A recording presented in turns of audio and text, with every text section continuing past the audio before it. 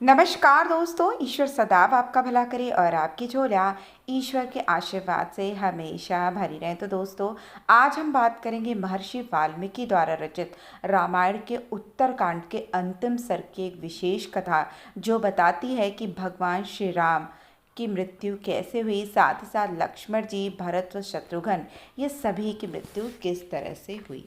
तो देखिए, आप सभी को पता है कि माता सीता जी धरती में समा जाते हैं और उनके समाने के बाद मर्यादा पुरुषोत्तम राम बहुत शोकाकुल हो जाते हैं और क्रोध में भरकर पृथ्वी को नष्ट करने की बातें करने लगते हैं।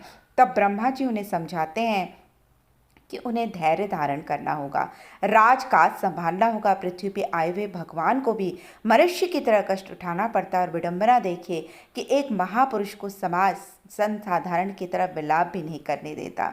श्री राम भी जल्दी अपने को नियति के हाथों विवश होकर अपने दोनों पुत्रों के साथ अयोध्या लौट आते हैं और पूर्व दिनचर्या में ढल जाते हैं।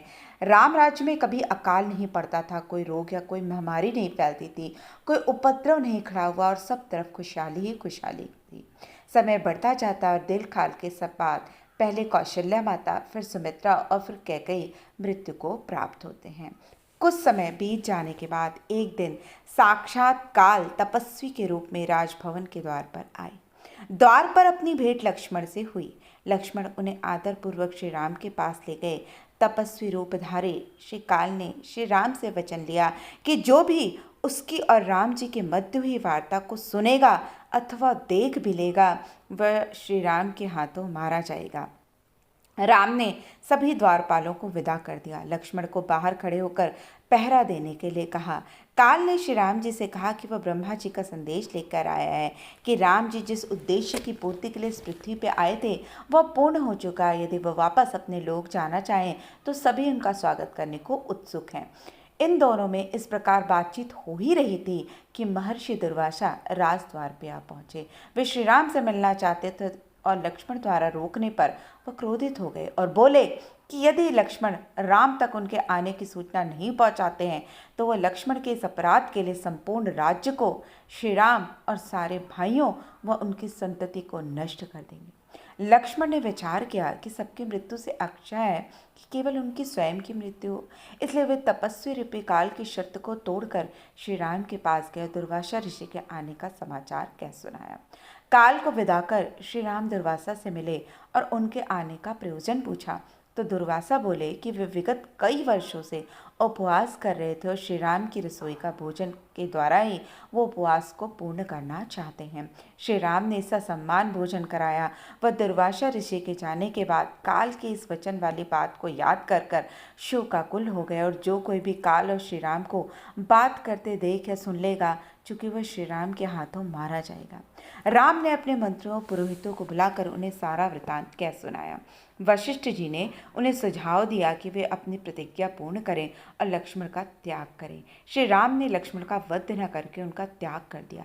श्री राम द्वारा त्यागे जाने पर लक्ष्मण तुरंत सरयू नदी के किनारे चले गए और आचमन करके इंद्रियों को वश में कर प्राणवायु को रोक लिया।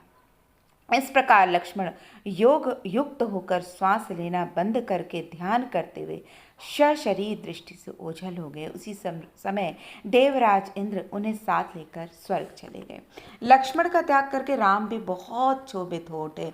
उन्होंने निर्णय लिया कि वे भरत को अपना राज्य सौंपकर स्वयं भी लक्ष्मण की भांति प्राण त्याग देंगे, परंतु भरत ने राजा बनने से इनकार कर दिया और लव कुश को क्रमशः दक्षिण व उत्तर का राज्य देने के लिए कहा। श्री राम ने भरत से कहा कि वह अपने पुत्रों का राज्याभिषेक करके अपने भाई शत्रुघ्न, जो कि मथुरापुरी में थे, के पास अपने दूत भेजे।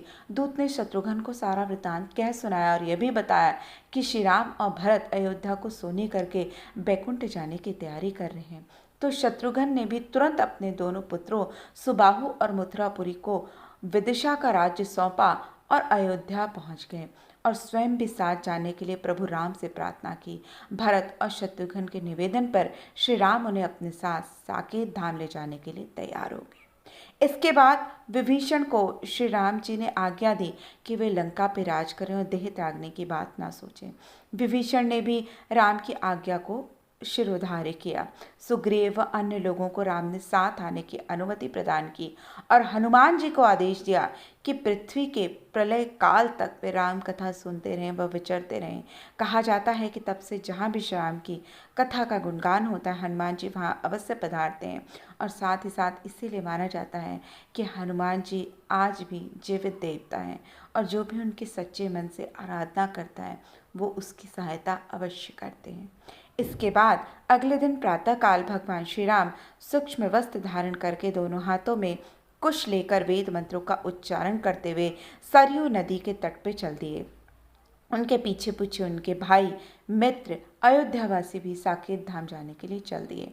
अयोध्या से 1.5 योजन दूर जाकर भगवान श्री राम ने सरयू नदी में प्रवेश किया और अपने भाइयों के साथ शरीर सहित साकेत धाम में पदार्पण किया। श्री राम ने ब्रह्मा जी से प्रार्थना की, जो भी स्नेहवश उनके लिए अपने लौकिक सुखों का परित्याग करके उनके साथ आए हैं उन्हें भी ईश अनुग्रह प्राप्त हो। ब्रह्मा जी ने श्री राम जी के विनय स्वीकार किया और साथ आए सब प्राणियों को संतानक लोक में स्थान दिया और इस प्रकार श्री राम की कथा का अंत हुआ।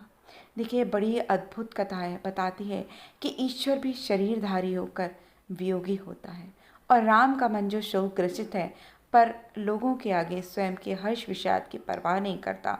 और यही है राजा और यही है धर्म रीति और यही है राजनीति। तो दोस्तों, आशा करती हूँ ये छोटी सी कहानी आपको पसंद आई होगी। ऐसी रोचक कहानियों के लिए, जानकारियों के लिए कृपया आप हमारे चैनल को लाइक करें, सब्सक्राइब करें और शेयर करना ना भूलें। तो फिर मिलते हैं, तब तक के लिए नमस्कार।